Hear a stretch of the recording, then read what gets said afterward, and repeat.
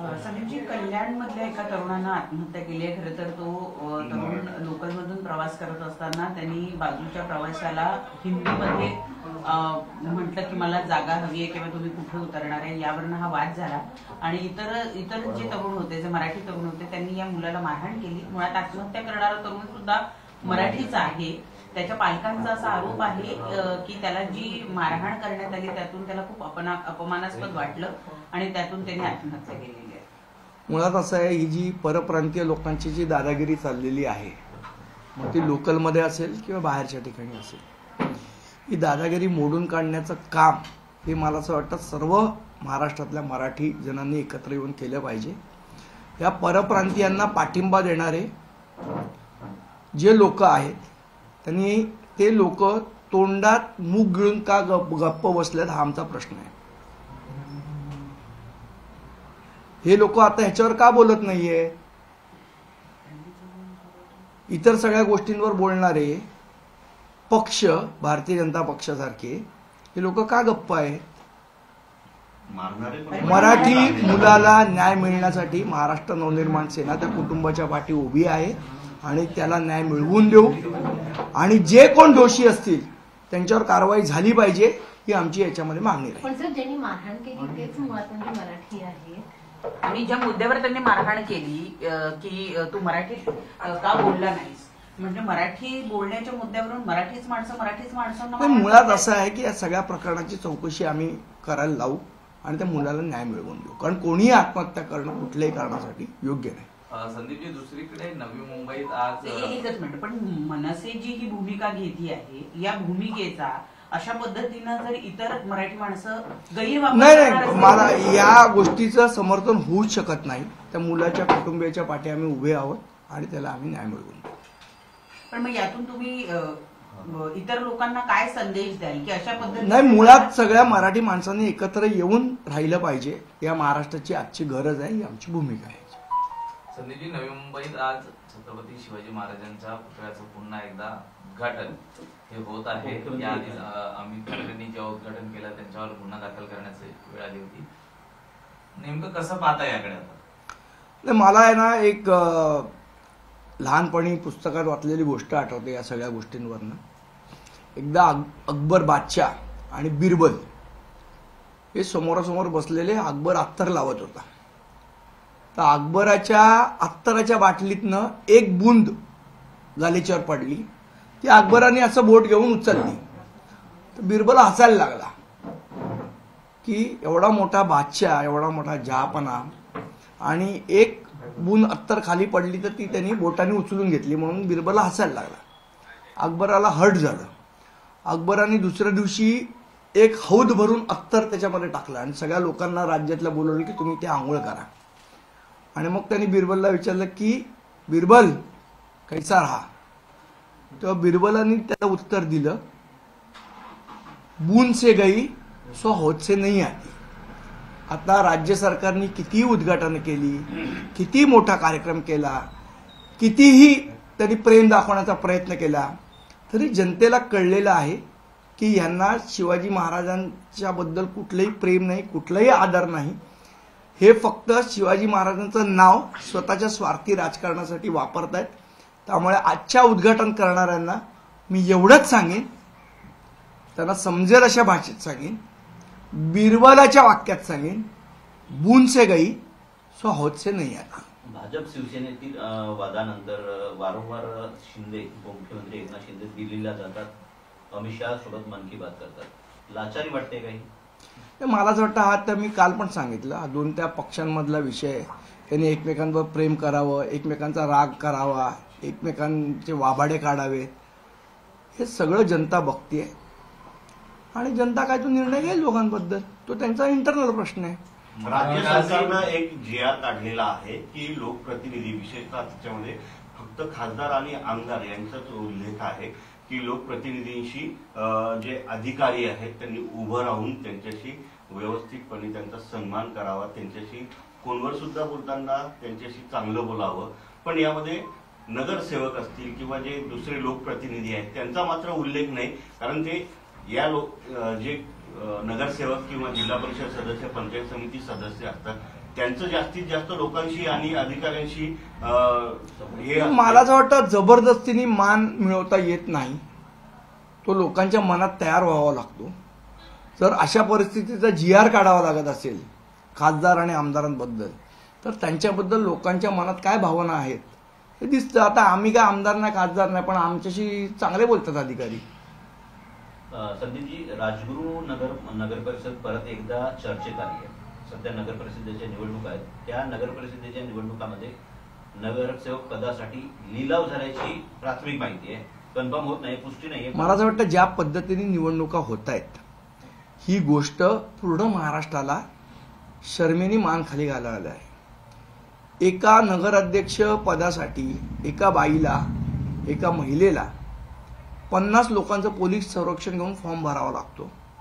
निवडणूक आयोग तिचा फॉर्म बाद करते आणि तिकडचा माणूस हे अभिमानाने सांगतो की माझ्या समोर कोणी उभे नाही. मला असं वाटतं अशा पद्धतीची लोकशाही ही महाराष्ट्राला अपेक्षित नाही.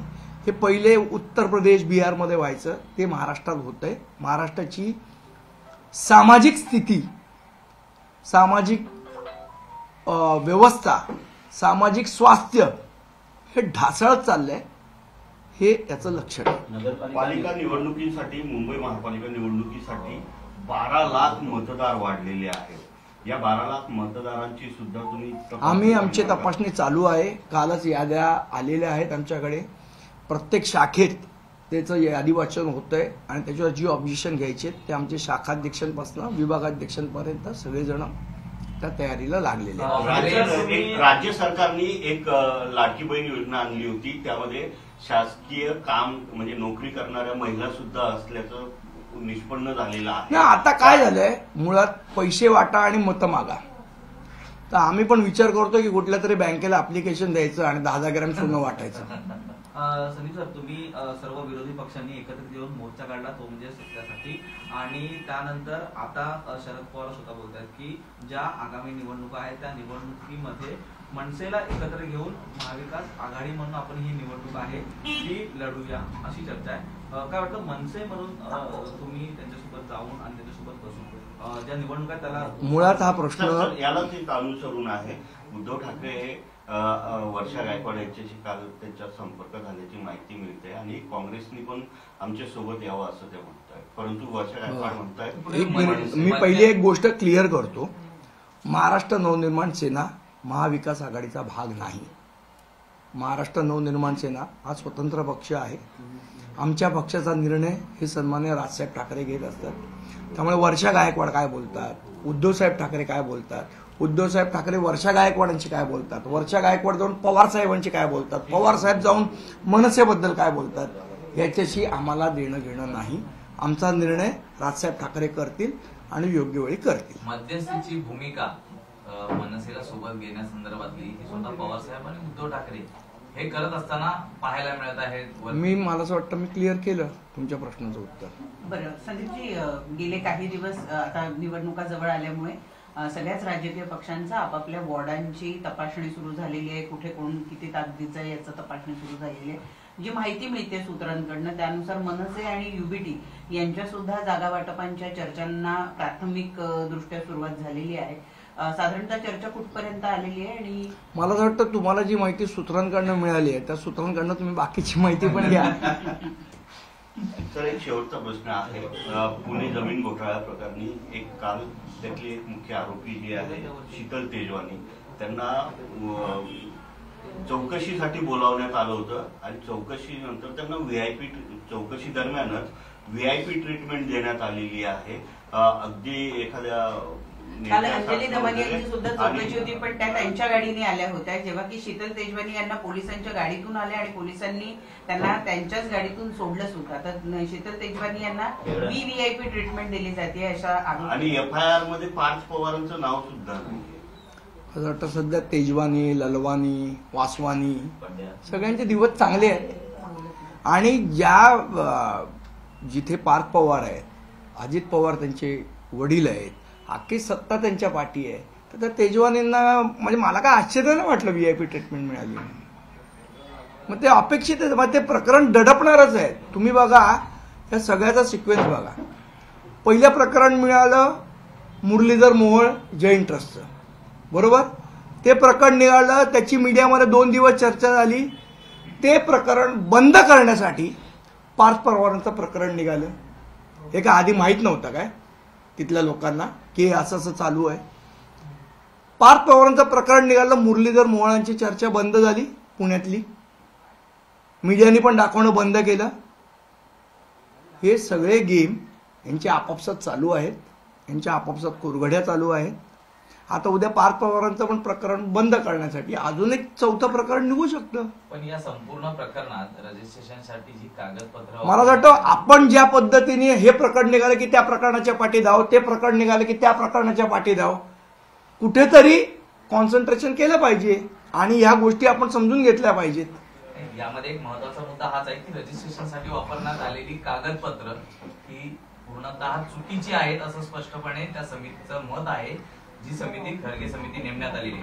दुसरा यातला महत्वाचा मुद्दा हा आहे की ज्यांची नावं, महारत्नाची नावं जी कशी चढली हे देखील अजून शासनाला माहिती नाही. आणि दुसरं की शासनाचं यात कुठलं नुकसान झालं नाही ना, जमीन व्यवहार झाला नाही. मात्र बावनकुळे म्हणाले होते की 41 कोटीचा आम्ही त्यावरती दंड आकारू. मग तो नेमका कुठल्या आधारावरती आकारला जात आहे किंवा हे नेमकं काय चालू आहे यावर आपली काय मत आहे? मला वाटतं बावनकुळे साहेबांना तुम्ही भेटता, ते महसूल मंत्री आहेत.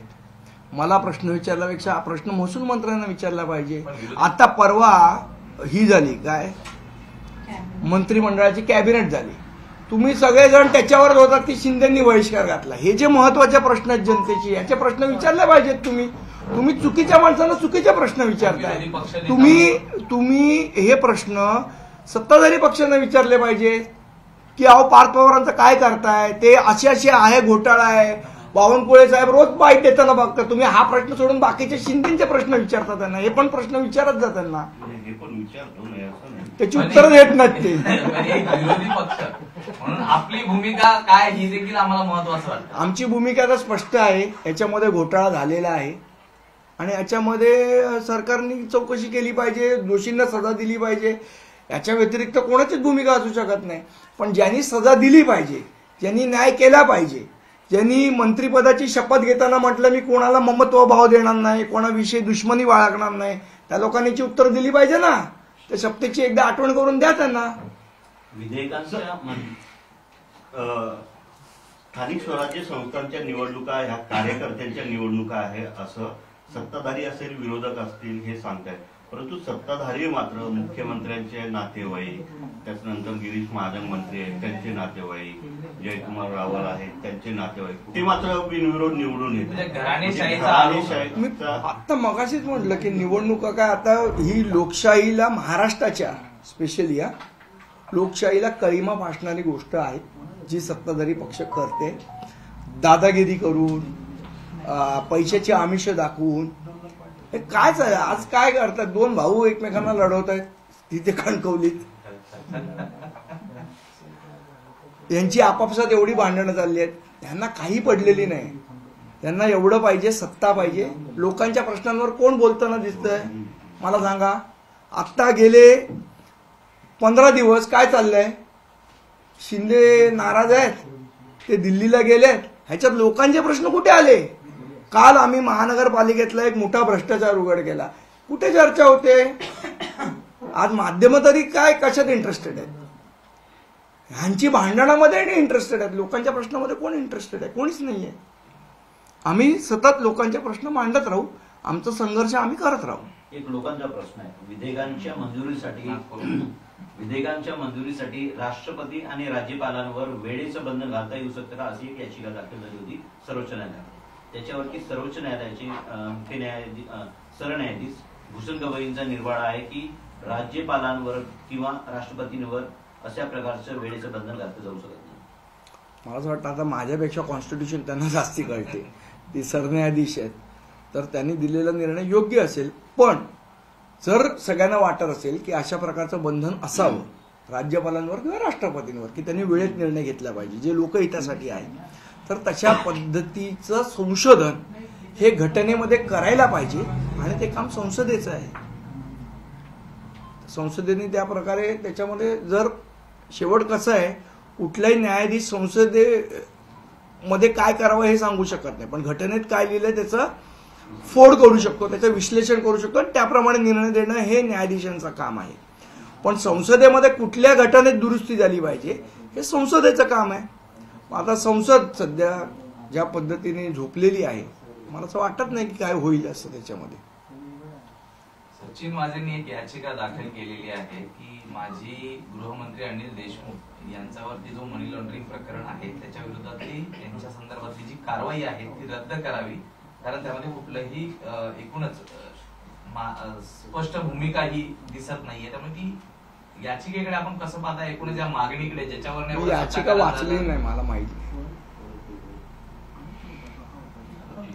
आणि मी काही न्यायाधीश नाही की सचिन वाझेंनी केलेली याचिका बरोबर आहे चुकीची आहे. त्यावर ना एवढं राजकारण झालं. ठीक आहे ना, आता कोर्टात आहे ना विषय, कोर्ट निर्णय देईल त्याचा. थँक्यू. धन्यवाद.